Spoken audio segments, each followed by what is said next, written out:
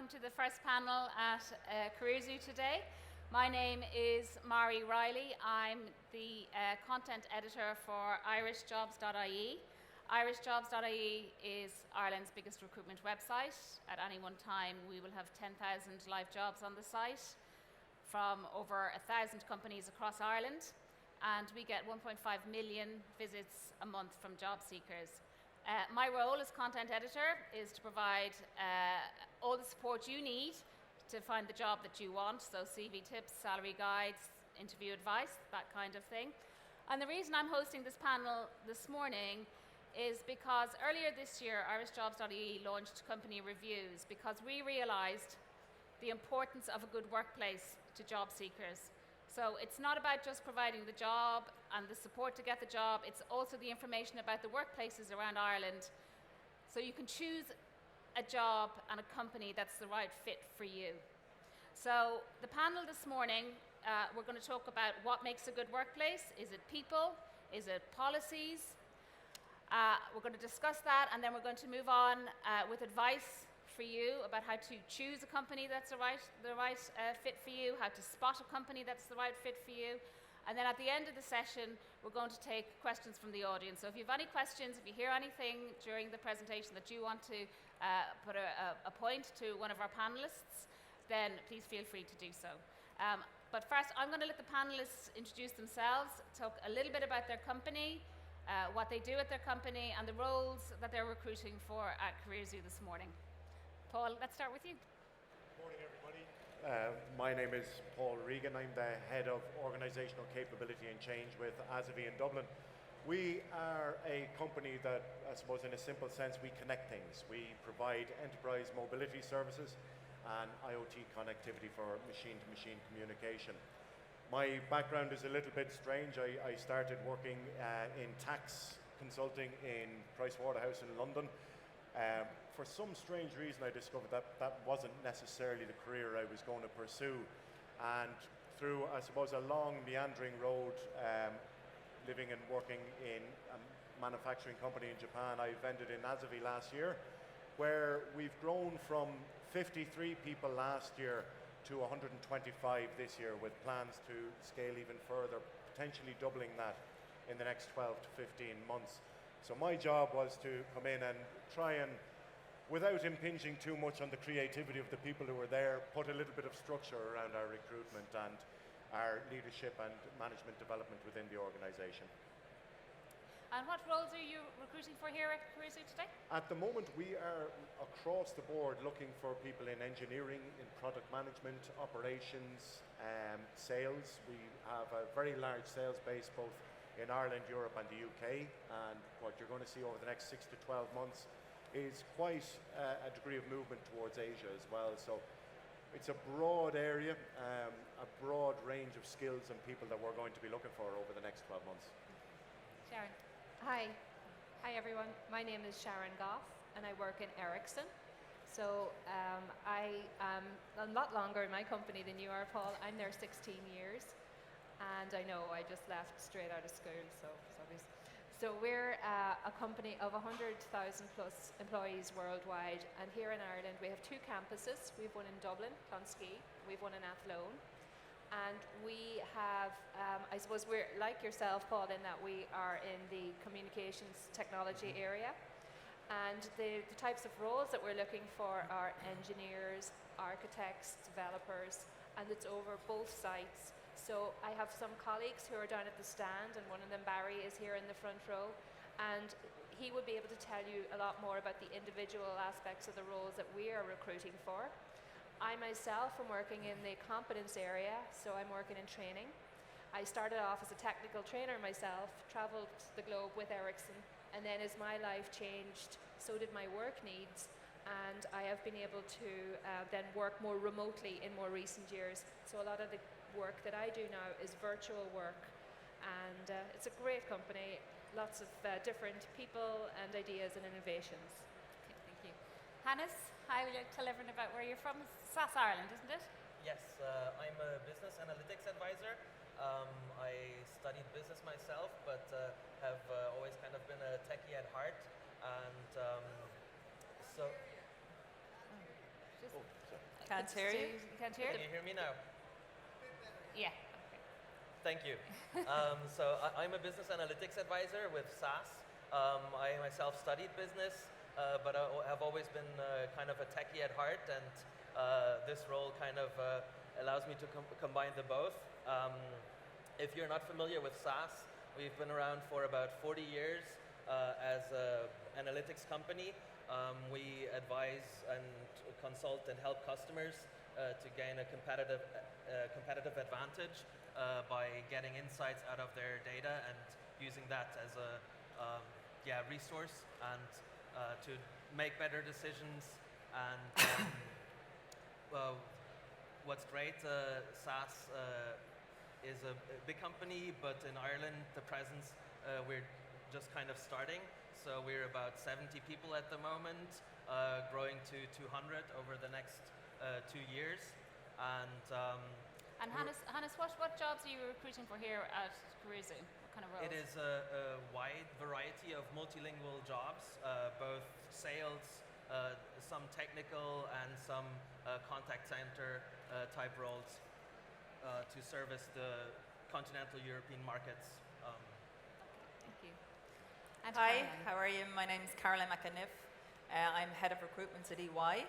EY is a global organisation. We're commonly known as one of the big four. So we provide professional services to businesses around the world. Here in Ireland we have 5 locations and we've about 2,000 employees. So we've grown significantly in the last few years, double-digit growth. And we are looking for people from all types of backgrounds. So not only are we looking for people for accountancy practice and our tax practice, but also for our advisory practice. And that could be anyone from anyone with type of experience from maybe an agri background or tech background. We have opportunities for all types of individuals because we provide that service to our clients. So when we have people who know the area that we're working with them in, we can provide a much better service. So my role as head of recruitment, my background has always been recruitment, but more recently moved into the employer branding space and really I suppose my role, I'm with EY about a year now, my role is to enhance the image of EY in the marketplace because the reality of what it's like inside was very different to what was portrayed outside. So it's an amazing place to work, a very vibrant, dynamic organisation, and that was not, I think, perception, and that is not perception in the marketplace. So that's what my role is. That kind of leads really nicely, actually, into the kind of the first kind of real question I have for you guys, and it's really around kind of what makes a good workplace, because I think it's very easy to be dazzled by, you know, the football tables and the free canteens and the pool tables and the funky decor, but it is a lot more than that, really, isn't it? Should we start with you, Paul, and just... Sure. I think from Asavie's perspective, one of the things that we've put a real focus on, and it's ironic, we're moving offices at the moment, so a lot of focus has been put on the design and the structure we're going to have in our new place. I think many of the staff would say one of the most important things we have is a new brewery going into our office. But sometimes it's a little more fundamental than that. I think it's giving people an opportunity to use their strengths from the very beginning, to get their hands dirty, but understanding that when they're getting their hands dirty, that should they make a mistake, nobody's there with a big stick to hammer them. They're there with a safety net underneath. That's how they develop. And we develop by the mistakes that we make all the way through. Over 12 years, that's how we've done it. On a physical layout, and yes, foosball tables and PS4s are lovely to have there. One of the things we've been quite focused on is, with the numbers that we have, yes, we've open plan areas and people are going to be around each other and talking a lot, but there are also times where people want to get away from it. So it's to provide little niches and alcoves where people can go and spend a couple of hours on their own to do the work as they need to do it, or as they're most comfortable to do it. So physically and I suppose culturally, they're the main things that we focus on at the moment.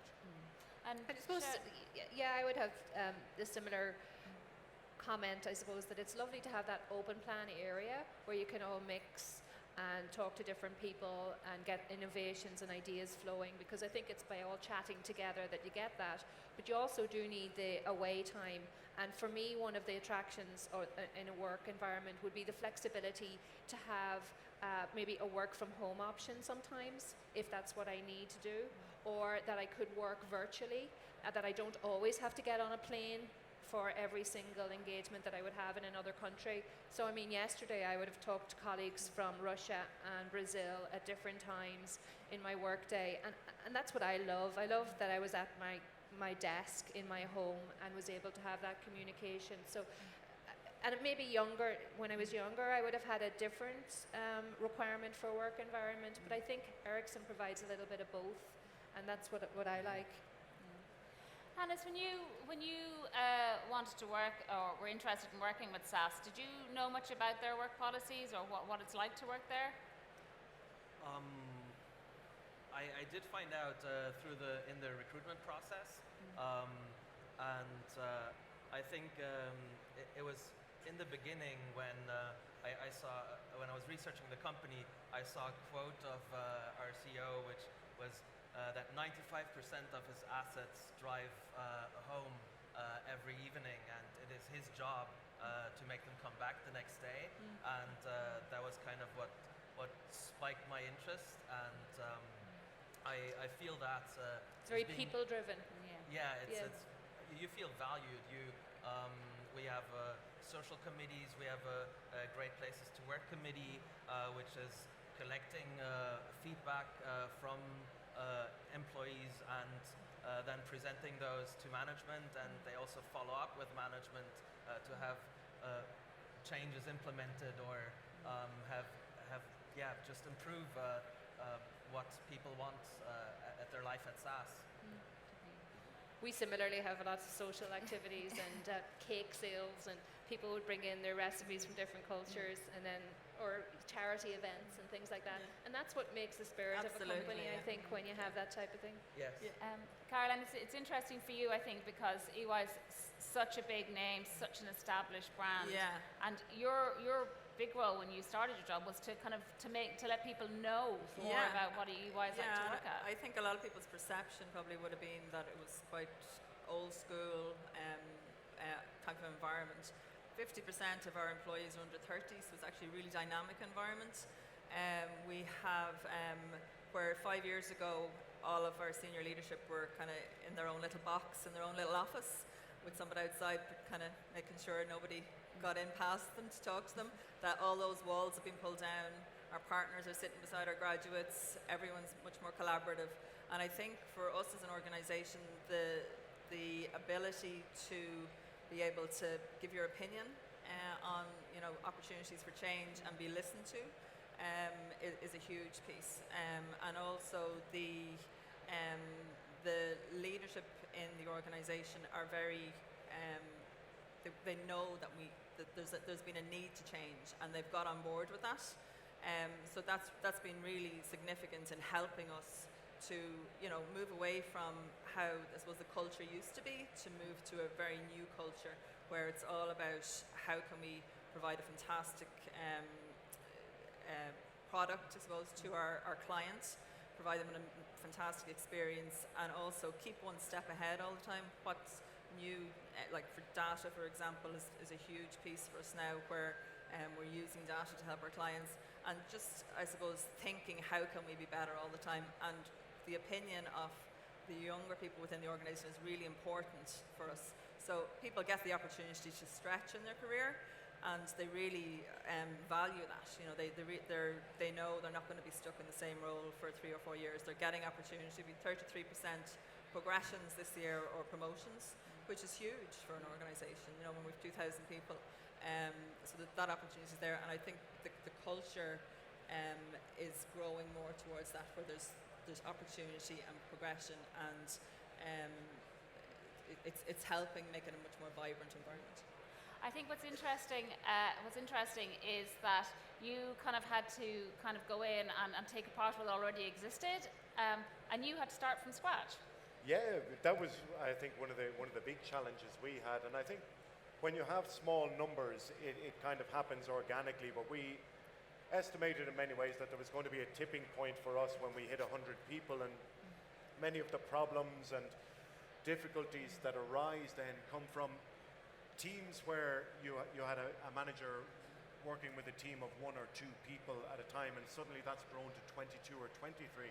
How do they handle that, and how do they manage that? So my role wasn't just hiring people and getting them in. My role was to make sure that we had the capability to provide the environment they needed to thrive. So, and we've been quite successful in that. You've an average of about 22% turnover year on year in the tech space at the moment. We're averaging about 4.5 as of this month. So we'd be quite happy with our ability to retain people who've been there for a long time and to retain the people that have come in over that period as well. So that's down to ensuring that when they come on board, they know what's expected of them. They know what they have to do incrementally to succeed in the role. But their managers know how to feed back to them, how to sit down with them on a weekly basis, and be it for 2 minutes or be it for 22 minutes, whatever is necessary, that they can iron out any difficulties or challenges that new recruit has coming into the environment. So that's been really important for us. And culturally, we've been very lucky that in a business that for a long time was 8 to 15 people, people have really embraced that, and they've enjoyed it, and they see the benefit of it. Take the admin away from them, take a little less paperwork, and it just becomes about developing the people. They'll embrace it and they love it. Yeah. I think the one thing that's coming across from all of you with the businesses is actually what we're talking about is making employees and making people feel valued. Yeah. Isn't that right? Yeah. Caroline, I just the kind of the adding the value, isn't that? That's about supporting people in their career and their career choices. Isn't it? One of the things that we introduced in EY in the last couple of years is a counsellor. So everybody within the business has a counsellor. So they're not necessarily their manager. So there's somebody that can support them in their career. So they can speak with their counsellor to plan their goals for the year. Their counsellor advises them on what they need to do, who they need to get to know, what they need to do, networking wise, whether they need to increase their education. The counsellor advises them and all that. So it's been a very positive addition to, so you're not just going to your manager, and it also helps get a different perspective on things, because your counsellor could be from a different part of the business. So it really helps to get insight from other areas and to get a different perspective. So it's worked really, really well. Yeah, it's about valuing the talent that you hire. Totally, absolutely. Yeah. One thing that I think is interesting, and I think has probably changed over the years, is when people used to talk about what made a good workplace, they immediately would think about the social end of things. Yeah. And I wonder kind of now, is that, I mean, obviously the social end of things is important, but it's not as important as it used to be? It's more about supporting careers and communication. Want a balance of what Paul mentioned earlier on, that when they join a company, they have a nice idea of what's expected of them, but that it's not too structured. It still gives them the flexibility to do like Hannes and Caroline described, where they can move around a little and develop. So it's that being minded whilst being facilitated to move. And sometimes, you might be the type of person who wants to go in, you're an engineer, you want to work forward in your engineering roles, progress, gain certification. Perhaps you spy somebody else in another unit and you think, gosh, I really like what that person's doing. I wonder what I would have to do to become a solution architect, or I wonder what I'd have to do to become a program manager. And to have that flexibility within a company might be more important to you than the social life attached to it. So I think sometimes you're thinking it's playing a long game for yourself as an individual, and seeing how can a company mind you, as I say, as you go through the different stages of your life. I think if you get the social life piece often comes about, if it comes about organically, where people naturally want to go for a drink or to go bowling or whatever it may be at the end of the week, that's often much more important to be able to recognise that in a company than manufacturing social events week by week where people feel an obligation. Can feel contrived. And I think that has a big impact on it as well. And I guess it's interesting because a huge amount of work and a huge amount of your working lives is going into creating kind of good workplaces. And I think it's interesting, obviously, if you're looking for a job or you're a candidate, you want to work in a good workplace, but what's in it for the business? So it's progression. It's growth for the business. So it's the people who are in the business is what is the business.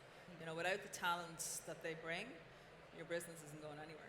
You know, so the employer branding and attracting top talent and the war for talent is very much a thing. You know, everybody wants the best people because the best people bring the best results, which brings you know, the best outcome for the organisation. So it's certainly, you know, it's the key to success. I think to even something like that, it's better people will give you better products, will give you better sales. Will make you more money. And make you more money at the bottom line. And as well as that, if we don't look after people, and I remember sitting down with it when I went in first, and I said, guys, this is what happens if we don't get this right. And I said, if we have a software engineer at 70,000 a year, depending on the various inputs and outputs, replacing that person and the cost to us of losing that person can be anything up to 220 to 240,000. Now, if in that period we've annoyed them so much that they've in turn annoyed somebody else, or somebody else has been annoyed by that and they leave, it just jumps and jumps and jumps. And while it isn't seen necessarily on the balance sheet, it is an actual cost to the company on a monetary level, but also on a cultural level. And if our culture isn't right, and if we get things picking at our culture, business is gone. It's over, I'm afraid. Yeah. It's interesting because you guys, you know, are you know, in interviews, you're the other side of the desk, and so when you're interviewing somebody, even if it's for a specific role, are you looking at them thinking, you're good for this job, but I think you can bring, I can see all these other skills that you have that will add value to the company? Yeah, I had a. Do you think that far down the line when you meet people? I had a young lady came in for a role, a previous role that, in the context of her journey, I suppose her career journey, she was a software engineer by training, came in looking at moving into a product management role for which she was eminently qualified. It was a junior role. But the one thing I did is it was one of these conversations you have on a telephone where I went, no matter how this goes, she's coming in anyway. Because there was something. It was both how she communicated, how she understood our company and what we were doing, but also very, very clear about what she wanted to do over the next 4 or 5 years. And I could see that no matter what she did, she will be a success. And thankfully she's accepted the offer yesterday, so there was a little one in the green column for this week. But I want to move on. Sorry, that interest and that enthusiasm, it really does come across, and it's worth a lot to any manager to have someone who's engaged and cares about what they're doing, and has done what Hannah said, has almost interviewed the company as well, because you're looking for a company that fits you, not just for you to fit into a company. Yeah.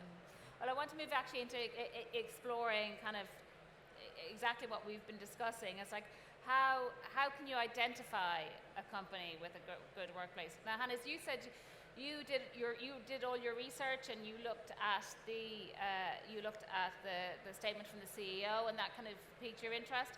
But it was actually the recruitment process with SAS that told you a lot about the company, wasn't it? Yeah, I think, I mean, it was the beginning of the year, and I had a job, and all was fine, but I was looking for a new challenge, and I was interviewing with 10, 12 companies over the course of maybe 3 months, and it was, I think the recruitment process itself is something that shows, gives you an indication of how the company treats candidates, and that is how the company treats their employees as well, and it gives you some insight into the company's culture. And with SAS, they managed my expectation. I was kept in the loop. It was timely feedback. I never waited long on and then this dreadful. You're sitting there and checking your inbox, and when will I receive feedback from the interview? And I didn't have that, so that was kind of helped me make my decision. And yeah. Sorry, we're getting drowned out. Okay. Caroline, I'm going to kind of talk over the compare, the Tannoy, and just...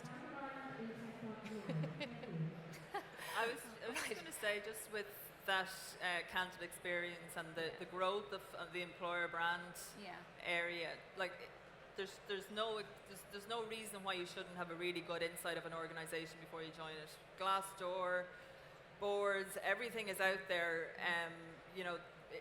Your network, check LinkedIn. Who do you know that works in the company? There's no reason why you shouldn't be able to get some kind of insight into what it's like to work for an organisation before going to meet with them or before applying to them. And I think events like this as well are brilliant for getting that opportunity to go and talk to actual hiring managers rather than just the recruitment team.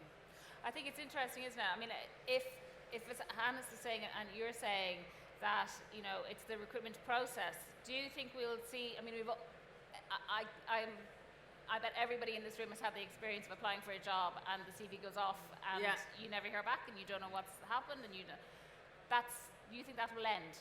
That this kind of competition for the companies that treat people like that eventually? Yeah, I don't think that's ending anytime soon, but I suppose the smart people who really want a job in a specific company aren't just going to send their CV in, they're going to go other ways about it. They're going to try and have a conversation with somebody. That whole applicant tracking system scenario, it's still very much part of majority of especially older organisations. So it's not going away anytime soon, but you just have to be smart about how you're going about it. Use your network. And I think a big piece for a lot of candidates coming in when they're trying to gauge that as well, Hannah's made some very good points looking at the values of a company. But you'll often find the first 2 minutes in your interview with that company, the tone and the manner of the individual interviewing you will tell you everything about what it's like to work there. And the level of respect, and we all expect to be challenged in an interview, but it shouldn't be an ego trip for the interviewer either. And I think if they find a situation like that, very quickly go with your gut. This is not the company for you. And that's all the checking in the world won't overcome that feeling that this is not right for you if it's not right. Respect, value, it's those kind of core principles that you should feel when you are being interviewed or going through the recruitment process. I often think as well that is it a case of even taking a step back a step further than that before you even start looking at companies that you want to work for and investigating, you do need to know a bit about yourself, about how you like to work. I mean, I suppose it's difficult if you're just starting off in your career, but at a certain stage in your career, you know how you like to work, whether you like to work independently, whether you like support, and that kind of self-knowledge is actually quite important as well, to find that make sure that fit is there from the start. I think people need to know very clearly what their own core values are, and what are the things they will or will not accept, and it's a staple question in every interview that I give, and some people think it's a bit silly, and it's, what's the one thing I could say or do that would make you leave? And that gives you a really good insight into what they want from their job, what they'll accept, and what they won't accept, most importantly. I'm intrigued by the answers you received to that question. I know, I'm thinking already, how would I answer that? Sometimes they're very stumped. It takes a moment. So. I think now we'll take questions from the audience. We've been talking for about half an hour now. Has anybody got any questions for our panel? Certainly. You'll have to speak up a bit. Yeah, Hannes? Yeah? Yes.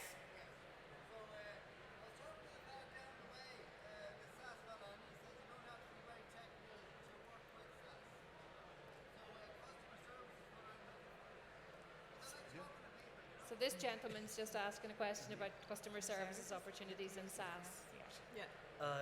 Yes, we have both technical roles, we have sales roles, and also exactly what you mentioned, customer service roles.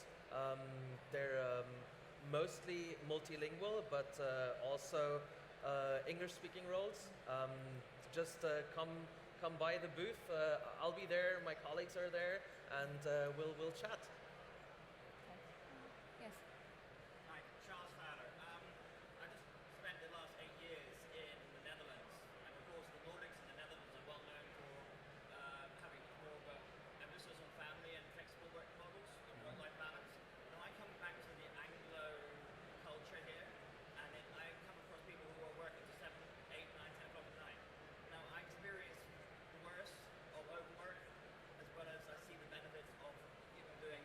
Sorry, that's better. That's way better. Shall I start again? Yeah, that would be great. Look, my name is Charles Vella. I just spent 8 years living in the Netherlands, where we've got flexible work models. You've got sometimes the office on a Friday in a big bank is actually half empty because people have gone on and spent time with their families. They reorder their working hours for the week, and they're allowed time to go off and do certain things. So what is the emphasis here? Because I see in, say, recruitment countries about work smarter and more and focused on better work practices. So how do you manage people's time, and how do you prevent burnout? Okay. I think that's probably one of the most important things we get at the moment, and I think it's something that would have been, I remember in the early times in the Big Four, it would have been a piece around that. Work used to start at 8 o'clock in my company in Japan, and if you weren't in by 7, you were late. And just hang around and things like that. And it's about productivity. And the one thing we talk to everyone who comes in, you are going to have periods in the year where, we're just very, very busy, and you could do 12, 14 hours in a day. But the important thing is that the manager realizes the effort that's been put in and can turn around, and we give that discretion to a manager to say, do you know what, Johnny has been in with us and Sarah has been in with us this week. They were working till 9, 10 at night. We'd like to stick a day or two on to the end of their holidays, or we'd like to send them away with the wife or with the girlfriend for the weekend. Little things like that. The formal policies are important. It's important to record what people are doing, but the culture of the company will actually dictate how this is managed. And we definitely have a culture of productivity, and it will be rare to go into our office at 7, 8 at night on a regular basis and find people there. Yeah, I suppose just from you're talking about professional services, so there's definitely with us as well, times of the year, we're servicing clients, so especially for the auditor practice and that, there's a busy season and it's extremely busy, but again, and even for the recruitment team, so currently we're going through milk round, and it's like the guys are working round the clock trying to make sure the candidates have a really good experience, but at Christmas time they'll get an extra week off, so, and it's just recognizing it. So I think a few years ago it wasn't recognized, it was just expected, but it is, so it still happens. There's still really busy times in the year, but it's recognized now, and like we would have like a very formal thank yous, people are actually acknowledged first, whereas previously it used to just be expected. But I think as a country, we're quite a far away from where the Netherlands are. I think we'd all like to be like that. Yeah, I think we've a lot to learn. It's about making people, it's acknowledgement, as you said, Karen, and making people feel valued. Absolutely. But also not getting into a mindset where, like you said, you're considered late if there's a clock. If there's a clock watching mentality in a company, then it might not be the right company for you. It wouldn't be for me, for example. In my time at Europol, we had a thing called flexi time. So basically, we had to do a set amount of hours per week. But then we had to make sure we accounted for that. We didn't watch the clock, but it allowed people to come in if they had a doctor's appointment or pick up the kids from school. So that sort of flexi time was at the end of the week we had to count for the hours, but we didn't watch the clock. Sure. And we didn't watch other people what they did either. So there was a trust built up, and that was a culture within that European agency. Yeah. I think it's very important, and there's always a few words that people use, I think, to describe it, and it's exactly what you say. There's a bit about trust. It's a significant piece about trust, but it's also a responsibility piece. Both the employee is responsible for getting their work done. We're responsible for facilitating them and providing the tools to do that. But when they do it, we also have to recognize what they've done. And it can be as simple as a pat on the back and a thank you, or it can be more formal as, really recognizing them on a big stage in the organization. So again, it does boil down to culture every single time when you talk about it.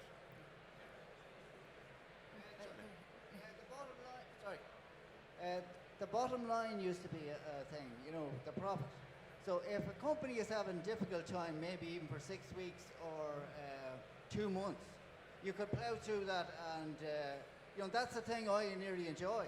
Yeah. As the man was talking there about Dutch culture, and it's Dutch law as well, the Netherlands law, And the American culture will be different again. Apparently in America, you can do what you like as long as the result comes in.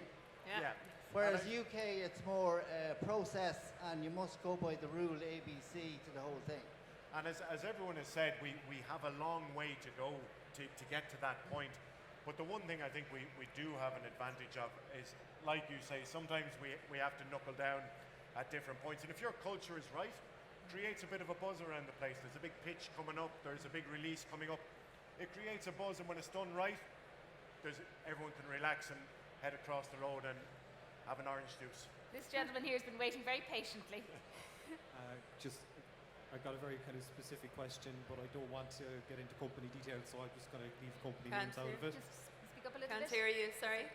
Sorry, can you hear that? Yeah, that's better. I have a specific question, but I don't want to get involved in company names, so I'll just leave company names out of it. Yeah.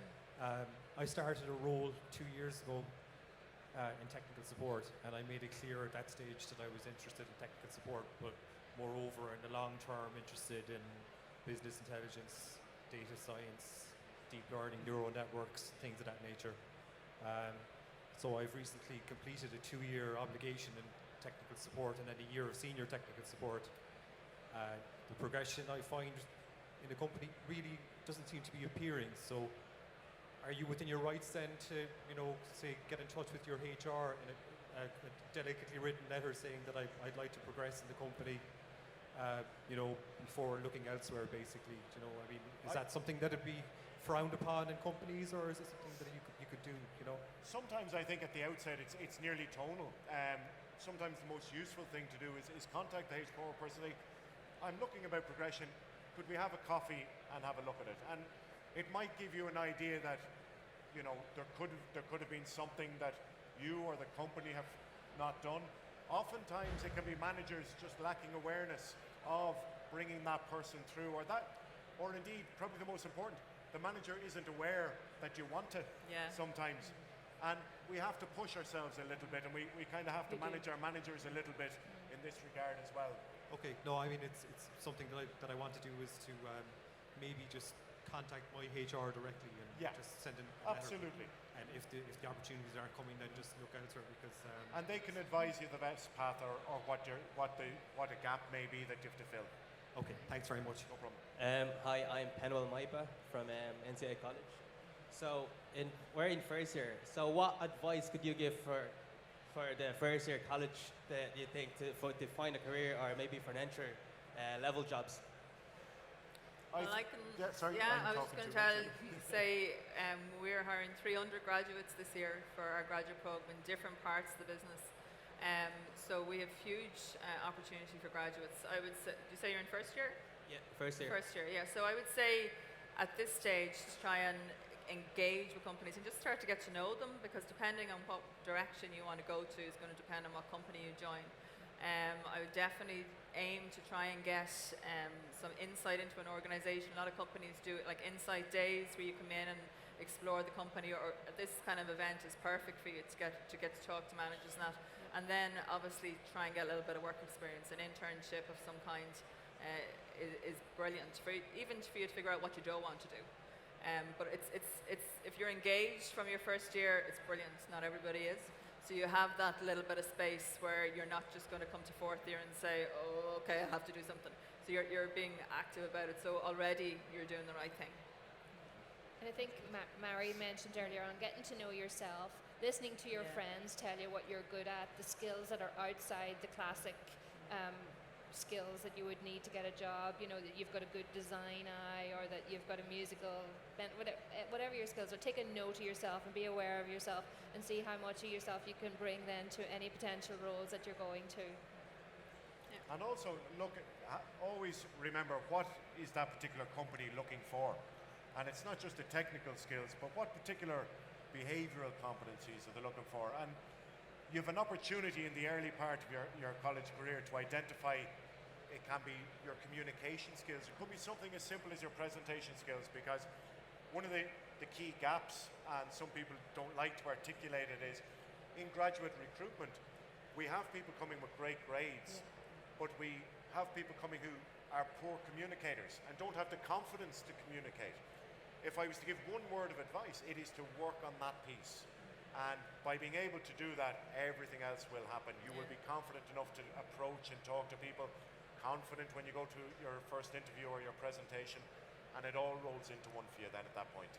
And like you said before, and like this gentleman pointed out, be brave, have a cup of coffee with somebody from another organisation or another part of the group and say, what do you think?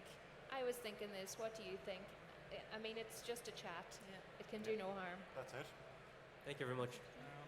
I'd like to know, just referring back to the gentleman from the Netherlands, why is it in Ireland that we are supposed to work ourselves half to death and give our lives totally to the company?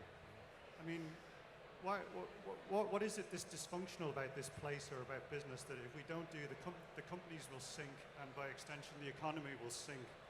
Whereas it doesn't seem to be the case in France and Germany and Scandinavia. I mean, are we just trying to be still trying to be macho like the Americans? I don't understand it. You know, there's something wrong. I remember working in a role with a very well-known retailer, and being told at one point that if I wasn't in for 60 hours a week, I obviously wasn't working. And at the time, I was lucky enough that my numbers were at the top of the relevant league, and I said, well, I only did 35 last week, but I said, is it not better to be efficient and productive? And we are moving away from that. There is genuinely a growing awareness, and that company itself has made an enormous effort in the last 4 or 5 years, both to change their internal perception and their external perception with recruits.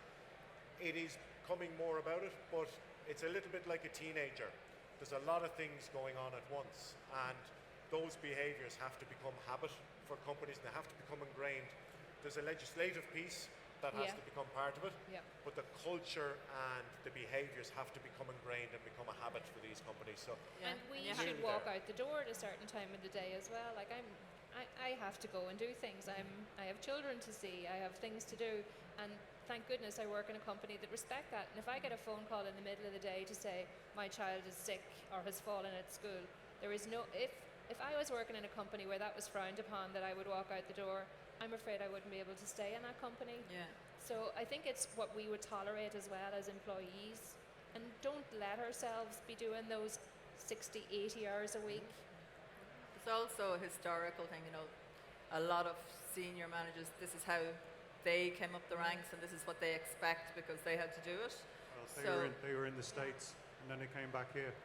Say again? Some of them did their time over in the States. No, not necessarily. And then I know there was one place I worked in which was insane during the dot-com boom. Yeah, but so as Paul said, it just takes time to change that, to say, okay, actually, you know, it is about what you produce, not how you get there. And I think as well, I think what will happen is it does take time, and there will be a cycle, but the companies that do start that make those changes and start to treat their employees in that way will hire better, be more productive, and eventually people will want to work for them, and the companies that don't do that will be forced to change or will not be as productive. They'll be left behind by everyone. And the energy management piece is fundamental as well, because the research will tell you if somebody is working 50 hours or more a week consistently, their productivity will suffer, their health will suffer, their mental health will suffer. They're no use to you if you're being totally selfish about it. If I have somebody who's burned out, they're no use. This lady here. Thank you. Hi. It's really interesting to hear you talk about the behavioural aspect or the attitudinal aspect of culture change. I'm from a company called Harrison Assessments, and this is Can't hear you. I'm from a company called Harrison Assessments, and what we're interested in doing is how do you actually measure that? So what I'd like to ask the panel is, what do you have in place to measure your progress in terms of behavioural change and attitudinal change to affect the cultural change? Within the organisation? Within the organisation, yes. There's frameworks in the likes of Good Place to Work, which Hannes mentioned, that is an excellent framework to work around and to see how you're moving forward in that. And then, of course, you could, as a company, you would be setting yourself maybe innovative KPIs, or I want to have X number of women or this type of diversity. So the company have to set themselves targets and benchmark themselves against some of the existing really good structures like Good Place to Work. Yeah. I think that would be an excellent Yeah. place to start. We also have an engagement survey that we roll out every quarter. So we measure engagement of the people in the organisation. So would you recommend this as a place to work to your friends? And we can see that progressively going up and up each time we do it. So it's a real indicator for us, and we also get feedback then, how can we be better? And we try and implement those changes then. So that helps us with the engagement. I think a good measure as well with the engagement surveys, and it's something that's sometimes neglected in organisations, is the exit interview. If somebody is leaving you. And why? Very often, if you're sitting one-to-one with somebody who's looking for promotion or still on the track, they may not be as forthcoming. When somebody's leaving, just asking them the simple questions of what should we stop doing, what could we start doing, and what should we continue doing, those 3 questions will tell you a huge amount about where you're sitting and where your managers are sitting and where your staff are sitting. Thank you. If they do. Hi, my question is for Paul and Caroline. You thought of being confident. And during an interview process, how do you distinguish between being confident and being overconfident? It's often very easy, because the first thing you do when you feel somebody is overconfident is ask them for a question with a little bit of detail. And you see if there's depth behind it. And you must remember as well, we're all very different. I can sit up on a stage quite comfortably and talk. For me, it's the same as sitting having a pint with the lads at home. For other people, they'd be quite nervous, okay? So in an interview scenario, you will have your extroverts and you'll have your introverts who are not as forthcoming. So you have to make them comfortable first and make sure that they can give of their best. And after a period of time, there's 2 people out there that I interviewed at the start, and the first who were working with us today, and I remember the first interview, the first 5 minutes, I thought, don't know if this guy and this girl is really going to work.